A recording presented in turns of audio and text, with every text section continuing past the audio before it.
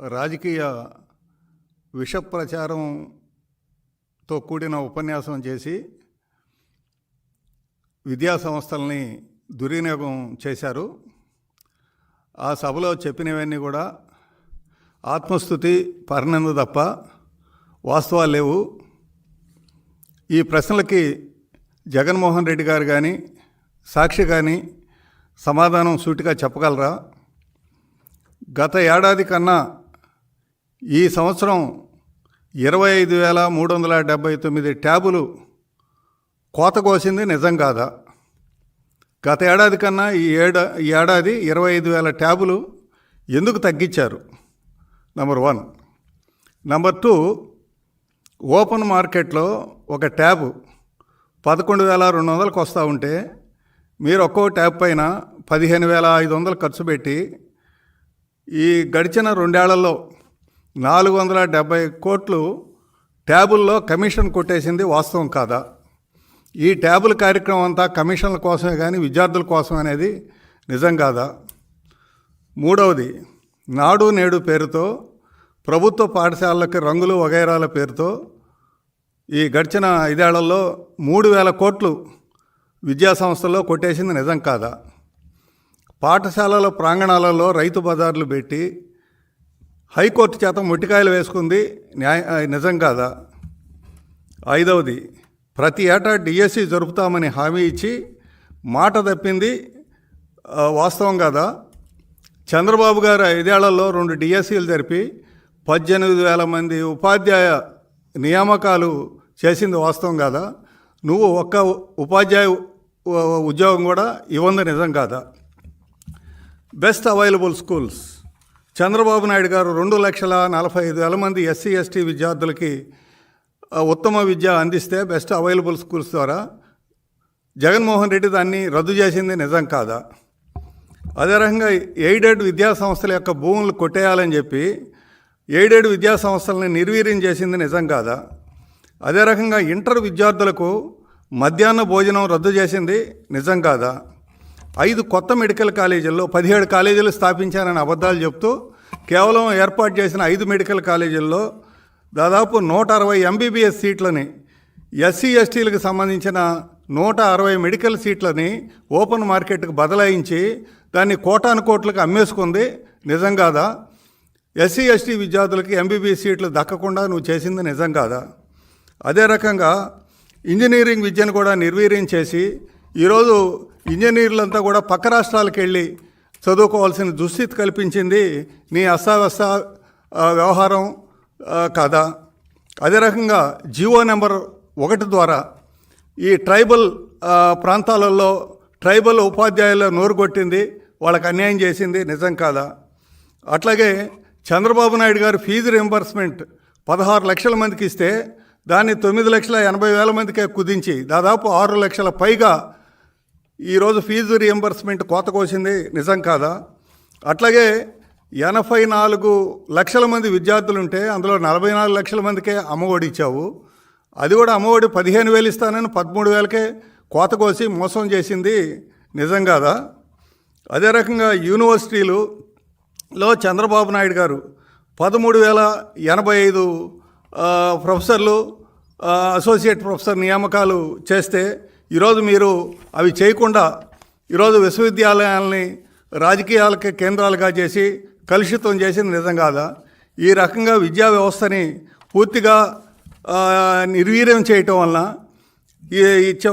చివరికి నీతి ఆయోగ్ వారి యొక్క నివేదిక ప్రకారం నాణ్యమైన విద్యలో చంద్రబాబు హయాంలో 3వ స్థానంలో ఉన్న ఆంధ్రప్రదేశ్ ఈరోజు నాణ్యమైన విద్యలో 19వ స్థానానికి పడిపోయింది నిజం కాదా జగన్మోహన్ రెడ్డి గారు?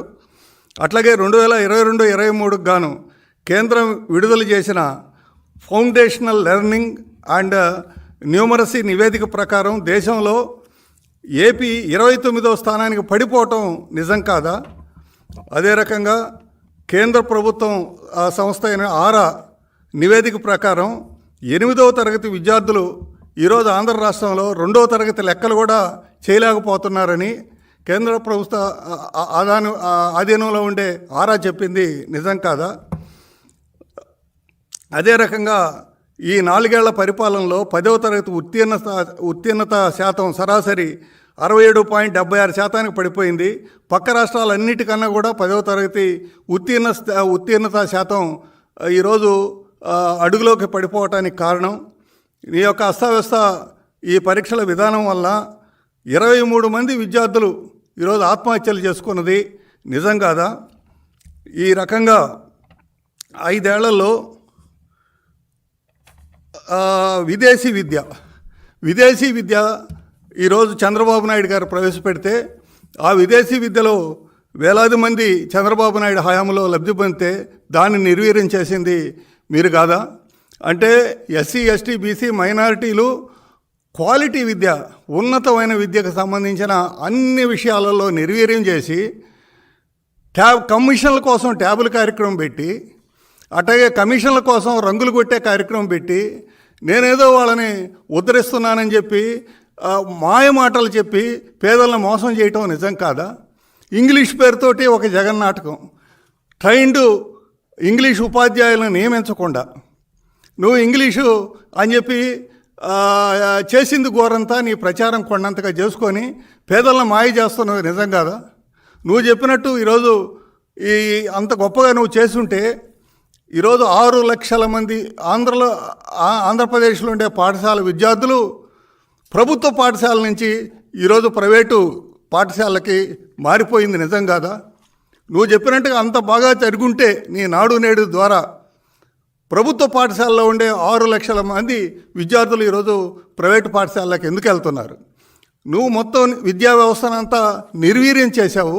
కేవలం కమిషన్లు కొట్టేయటం, విద్యారంగంలో కూడా కమిషన్లు కొట్టేయటం కోసం నువ్వు చేసిన కార్యక్రమాలు చేస్తూ ఆ మోసాన్ని ముఖ్యంగా ఎస్సీ ఎస్టీ బీసీ మైనారిటీలు అట్టగా అగ్రకులంలో ఉండే పేద విద్యార్థులు ఈరోజు ఈ పాఠశాల విద్యా వ్యవస్థ, కాలేజీ విద్యా వ్యవస్థ నాశనం కావటం వలన ఈరోజు ఇతర రాష్ట్రాలకు వెళ్ళిపోవలసిన పరిస్థితి, ప్రభుత్వ పాఠశాలలు వదిలి ప్రైవేటు పాఠశాలకి ఈరోజు వెళ్తున్న వాస్తవాన్ని కప్పిపెట్టి మాయ మాటలతో ప్రభుత్వ వ్యవస్థను దుర్వినియోగం చేసుకుంటూ విద్యాలయాలలో కూడా నువ్వు విషపూరిత రాజకీయ ప్రసంగాలు చేస్తూ విద్యా వ్యవస్థను దుర్వినియోగం చేస్తున్నావు అనేది నిజం కాదా? వీటికి సాక్షి కానీ జగన్మోహన్ రెడ్డి కానీ ఈరోజు సమాధానం చెప్పాలా?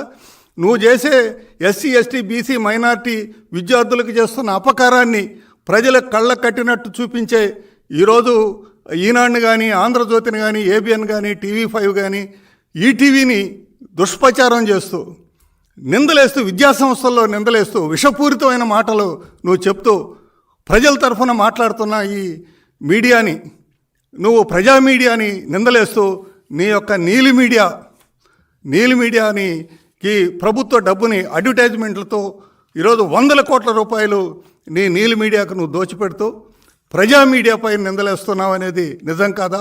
వీటికి జగన్మోహన్ రెడ్డి గారు కానీ లేదా సాక్షి కానీ సూటిగా సమాధానం చెప్పగలదని నేను ప్రశ్నిస్తున్నా. మాజీ మంత్రివర్యులు, మాజీ ఉపాధ్యాయ నాయకులు కూడా జవహర్ గారు మాట్లాడతారు. అందరికీ నమస్కారం. విద్యా వ్యవస్థ అనేది జగన్మోహన్ రెడ్డి పాలనలో ఒక ప్రయోగశాలగా మారటం, ఆ ప్రయోగశాల రాబోయే తరానికి ఒక శాపంగా ఉన్నటువంటి పరిస్థితి ఈరోజు చూస్తూ ఉన్నాం. జగన్మోహన్ రెడ్డి రావడంతోనే 1964 కొఠారీ కమిషన్కు సంబంధించి మాట్లాడకుండా నూతన విద్యా విధానం పేరుతో వచ్చినటువంటి మార్పుల గురించి మాట్లాడి పాఠశాలలకు ఇదివరకు విద్యార్థులు దూరం అయ్యేటటువంటి పరిస్థితి నుంచి గ్రామాలకు విద్యార్థులు దూరం అయ్యేటటువంటి పరిస్థితి జగన్మోహన్ రెడ్డి తీసుకొచ్చిన మాట వాస్తవం అనే విషయం అందరం కూడా తెలుసుకోవాల్సినటువంటి అవసరం ఉంది. జగన్మోహన్ రెడ్డి ఈరోజు ట్యాబుల పేరుతో పెద్ద రాజకీయ ప్రసంగాలు చేసి ఈ రాష్ట్రంలో నేను తప్ప విద్యా వ్యవస్థను ఉద్ధరించేవాడు లేడు అని చెప్పేటువంటి సందర్భంలో జగన్మోహన్ రెడ్డి గారిని కొన్ని ప్రశ్నలు అడగదలుచుకున్నాం. నూతన విద్యా విధానం ఏ రాష్ట్రంలో కూడా అమలు చేయటంలే, నీవు ఒక్కడే ఎందుకు అమలు చేస్తున్నావో జగన్మోహన్ రెడ్డి గారు స్పష్టంగా చెప్పాలి. అధికారంలోకి రాకముందు 25,000 మంది టీచర్లని రిక్రూట్మెంట్ చేస్తానని, డిఎస్ఏ ఏర్పాటు చేస్తానని చెప్పి ఈ రోజుకి ఒక్క పోస్ట్ కూడా చేయకుండా ఇప్పుడే మీ మంత్రి గారే చెప్తా ఉన్నారు, ఏకోపాధ్యాయ పాఠశాలలు 9,000 ఏకోపాధ్యాయ పాఠశాలలు ఈ రాష్ట్రంలో ఉన్నాయి. ఏకోపాధ్యాయ పాఠశాలలో ఉన్నటువంటి సందర్భంలో మల్టీ క్లాస్ టీచింగ్ అనేది చేస్తూ ఒక ఉపాధ్యాయుడు 6 తరగతులను కానీ 6 పాఠాలను కానీ లేదా ఏ విధంగా చేస్తాడనేది ఒకసారి ఆలోచన చేస్తే శూన్యం అనేది శాస్త్రీయంగా కానీ అదేవిధంగా చూస్తున్నటువంటి విధానంలో కానీ తెలుస్తూ ఉన్నటువంటి పరిస్థితి. దాంతోపాటు ఆయన మాట్లాడుతూ ఉన్నాడు, ప్రాథమికోన్నత పాఠశాలల్లో 98 మంది కన్నా తక్కువ ఉంటే నేను సబ్జెక్ట్ టీచర్ని ఇవ్వలేను. అసలు ప్రాథమికోన్నతకి ఉన్నతకి ప్రాథమిక విద్యకి ఈ మూడింటికి తేడా బొత్స సత్యనారాయణ తెలుసుకోవాల్సినటువంటి అవసరం ఉంది. ప్రాథమిక విద్యకి 5 క్లాసులు ఉంటాయి. గతంలో మీ పుణ్యాన ఈ 2 క్లాసులు పరిమితమయ్యాయి. 3, 4, 5 తీసుకెళ్ళాం. హై స్కూల్లో మెర్జ్ చేశారు. సబ్జెక్ట్ టీచర్ లేడు. 6, 7 తరగతులకు సంబంధించి మ్యాథ్స్ ఎవరు చెప్పాలి లేదా ఇంకోటి చెప్పాలనేది ఎక్కడా కూడా జగన్మోహన్ రెడ్డికి అవగాహన లేకుండా, అదేవిధంగా ఎవరైతే విద్యాశాఖ మంత్రిగా ఉంటా ఉన్నారో ఆ విద్యాశాఖలో ఉన్నటువంటి మార్పుల గురించి కానీ విద్యాశాఖ మీద కానీ అవగాహన లేని పరిస్థితి నిజం అనే విషయం జగన్మోహన్ రెడ్డి తెలుసుకోవాలి. దాంతోపాటుగా బైజూస్ అని పెద్ద గొప్పగా చెప్పి బైజూస్తో ఇక టైఅప్ అయ్యాను, ఇక ముందు మీ పిల్లలంతా కూడా ఆంగ్ల మాధ్యమంలో నేర్చుకుంటారు, టోఫెల్ పెడుతున్నాను, అవి పెడుతున్నాను, ఈ పెడుతున్నానని ఉపాధ్యాయుడు లేకుండా విద్య ఏ విధంగా సాధ్యమవుతుందో జగన్మోహన్ రెడ్డి చెప్పాలి. క్లాస్ రూమ్ టీచింగ్లో ఉపాధ్యాయుడు ఉండాలి. ఉపాధ్యాయుడు ఉంటేనే జరుగుతుంది తప్ప బైజూస్ ఏదో బెంగళూరులోనో లేకపోతే రికార్డెడ్ పాఠాల వల్ల ఆ క్లాస్ రూమ్ అట్మాస్ఫియర్ కానీ విద్యార్థి ఉపాధ్యాయుల యొక్క వాళ్ళు ఒకళ్ళొకళ్ళు మాట్లాడుకునే తీరు కానీ ప్రశ్నించే తీరు కానీ లేని పరిస్థితుల్లో కేవలం టీవీ చూస్తూ ఒక సినిమా చూసినట్టుగానే విద్య అనేది అభ్యసించడం అనేది కష్టమనే విషయం జగన్మోహన్ రెడ్డికి తెలియాలి. ఒకప్పుడు మీడియం విషయంలో ఆంగ్ల మాధ్యమం అన్నాడు, ఇంకోటి అన్నాడు. ఈ రోజుకి ఏ మాధ్యమంలో జరుగుతుందో కూడా ఎవరికి అర్థం కాని పరిస్థితిలో ఉంది. దాంతోపాటుగా ఏదైతే మనం మామూలుగా సిబిఎస్ఈ సిలబస్ స్టేట్ సిలబస్ 2 సిలబస్లు ఉంటాయి. గురుకులాల్లో ఈరోజు స్టేట్ సిలబస్ని 8, 9 తరగతులు పెట్టి 10వ తరగతి 8, 9 తరగతులకి సిబిఎస్ఈ పెట్టి 10వ తరగతి స్టేట్ సిలబస్. అసలు ఉపాధ్యాయుడు సంసిద్ధుడిగా ఉన్నాడా? విద్యార్థి రెడీనెస్ ఉందా? ఉపాధ్యాయుడికి రెడీనెస్ ఉందా? తల్లిదండ్రులకు రెడీనెస్ ఉందా? విద్యాభ్యాసం అనేది ఎలా జరుగుతుందనే ఒక ప్రాథమిక సూత్రాన్ని కూడా జగన్మోహన్ రెడ్డి కానీ అదేవిధంగా బొత్స సత్యనారాయణ కానీ తెలుసుకోకపోవడం అనేది దురదృష్టకరం. దాంతోపాటు నాడు నేడు పెద్ద ఎత్తున చెప్పారు. ఆ నాడు నేడులో నేషనల్ అచీవ్మెంట్ సర్వే ఒకటి వచ్చింది. జాతీయ స్థాయిలో 3వ తరగతి విద్యార్థుల యొక్క పరిణతి కానీ వాళ్ళ విద్యాభ్యాస తీసుకున్నటువంటి విధానం చూస్తే 59% ఉంటే మన రాష్ట్రంలో 54%గా ఉంది. 5వ తరగతిలో 49% ఉంటే మన రాష్ట్రంలో 43%. అదేవిధంగా 8వ తరగతికి 42% ఉంటే మన రాష్ట్రంలో 38%కి వచ్చినటువంటి పరిస్థితి చూస్తూ ఉన్నాం. అంటే ఎక్కడా కూడా 3వ స్థానంలో గతంలో చంద్రబాబు నాయుడు గారి హయాంలో విద్యా వ్యవస్థ 3వ స్థానంలో ఉండటానికి వర్చువల్ క్లాస్ రూమ్స్ కానీ డిజిటల్ క్లాస్ రూమ్స్ కానీ 17,000 మంది పైగా ఉపాధ్యాయుల నియామకం జరిగినటువంటి సందర్భం వల్ల 3వ స్థానానికి వెళ్తే జగన్మోహన్ రెడ్డి పుణ్యాన ఉన్న 29 రాష్ట్రాల్లో 19వ స్థానానికి మనం దిగతారటం చూస్తూ ఉంటే జగన్మోహన్ రెడ్డి పాలనలో విద్యా వ్యవస్థ ఏ విధంగా ఉందనేది మనందరం కూడా అర్థం చేసుకోవచ్చు. అమ్మఒడి పేరు మీద, ఎందుకంటే ఆ రోజు 84 లక్షల మంది విద్యార్థులు అమ్మఒడికి అర్హులని చెప్పినటువంటి పరిస్థితుల్లో కేవలం 40 లక్షల మందికి ఇచ్చి ఆ రోజు విజయమ్మ కానీ అదేవిధంగా భారతమ్మ కానీ ఇద్దరు కూడా రోడ్డు మీద పడి మీ బిడ్డలు ఎంతమంది ఉన్నా మేము వాళ్ళకి 15,000 ఇస్తామని చెప్పి కబుర్లు చెప్పి తీరా ఇవ్వబోయేసరికి 40 లక్షల మందికి ఇచ్చి 44 లక్షల మంది విద్యార్థులకి విద్య దూరం చేసినటువంటి పరిస్థితి ఈ రాష్ట్రంలో ఉంది. దాంతోపాటుగా 15,000 పోయి 14 అయింది, 14 పోయి 13 అయింది. ఈ 5 ఏళ్లలో ఆయన ఇచ్చింది 3 సార్లు తప్ప అదనంగా ఇచ్చింది ఏం లేదు.